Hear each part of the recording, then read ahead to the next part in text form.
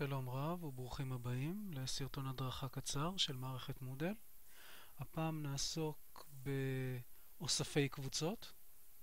אוספי קבוצות הוא מצב מיוחד שבו ניתן לקחת קבוצת משתמשים כלשהי ולהכניס אותה לתוך אוסף.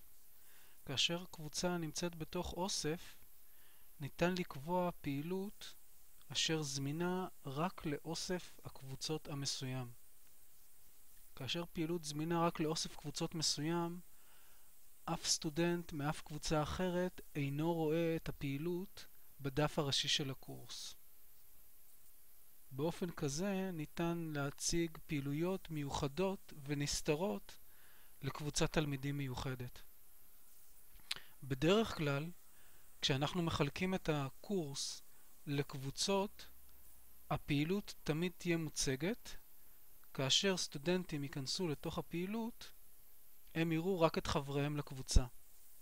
במצב של אוסף קבוצות, הפעילות תהיה מוסתרת מכל בעלי הקבוצות השונים, חוץ מהקבוצה אשר מופיעה בתוך אוסף הקבוצות. וכעת להגדרה. אני בוחר בקישור קבוצות שנמצא בתוך תפריט הניהול. קיימות לי מספר קבוצות. אני עובר לקישור אוספי קבוצות.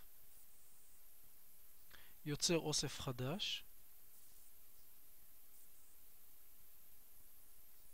מפגש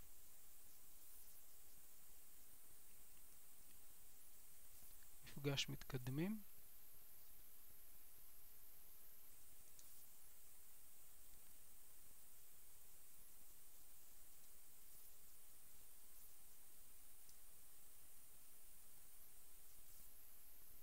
שמירת שינויים. יצרתי אוסף קבוצות. כעת אני בוחר בקישור הזה ומכניס קבוצה אחת בשם הנחיה אישית לתוך אוסף הקבוצות.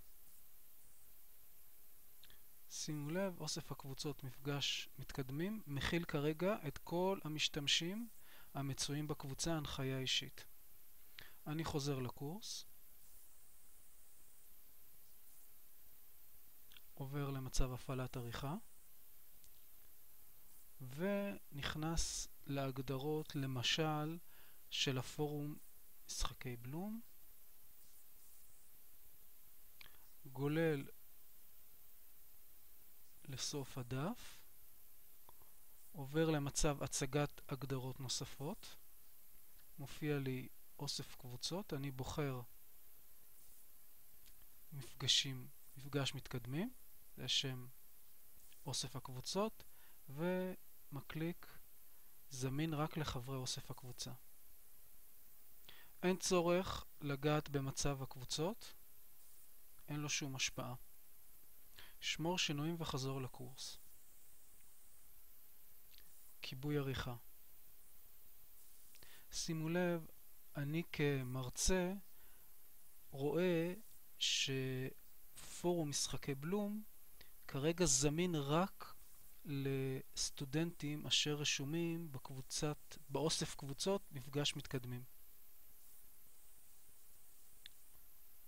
שאר הסטודנטים משאר הקבוצות לא יראו את הפעילות פורום משחקי בלום בדף הראשי של הקורס.